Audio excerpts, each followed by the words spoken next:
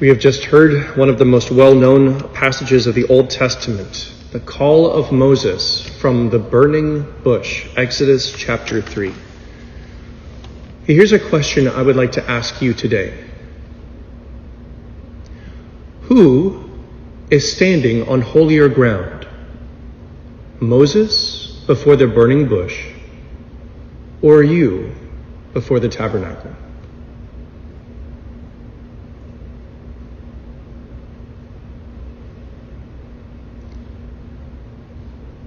Whose encounter with God is more significant and intimate, and with a dynamism to transform? Moses, seeing a manifestation of God in this bush, burning yet not consumed, and hearing his voice with his ears? Or you, daily communicants, who are about to receive the very body, blood, soul, and divinity of the second person of the Trinity, of Jesus? It's a lot to take in, isn't it? And how important it is for us to continue to open our mind and open our heart to the greatness of the mysteries that we have the gift of celebrating every week and even every day. Moses is humbled by this encounter, even questioning, why me? How can this be? Which are common experiences we see with so many divine encounters, so many theophanies in the Old and New Testament.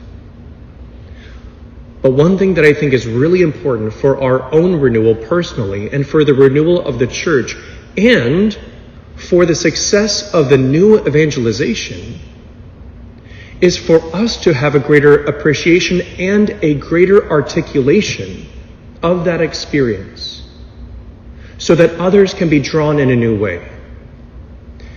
Let me bring it home more practically. You're at the store or you meet up with friends later today, and they say, hey, how's your day been? How was your morning? You could very well say, well, it's pretty good, I slept in a little bit, or got up early and went to Mass, did some shopping, whatever. And what you just described is just one thing among many that you did already today. Or, whether it's daily Mass or Sunday Mass, same friend, same question asks you, so how was your weekend? How was your Sunday? How was your morning? I'm so glad you asked. Remember that story about Moses standing on holy ground, meeting God in the burning bush? Yeah, I know the story. Yeah, I did something greater than that this morning.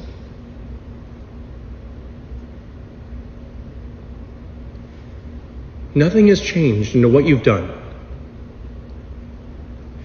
But when we go on that journey of a greater appreciation of that depth and a greater articulation and invitation, people are drawn in. Tell me more about that.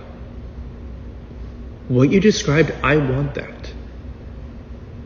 If we are to bring about, and if we are to be instruments, which, if you didn't get the memo, you are, by virtue of your baptism, called to be an instrument of the church, which the church is God's instrument, a sacrament of salvation for all nations. We must have that new experience with new eyes and a new heart, and with revived faith, then be that instrument to invite others. So my brothers and sisters, as Jesus says in our gospel today from Matthew 11, the Father is pleased to reveal these great mysteries, not to the wise and the learned, but to the simple, to the childlike. Such has been his gracious will. It is a great privilege, a great honor, totally gratuitous. We do not deserve to be here today and to know what we know about these mysteries. But we are called to be that instrument to help reveal them to others. so that through that simple yet profound faith and encounter, we can invite many more people into relationship with God.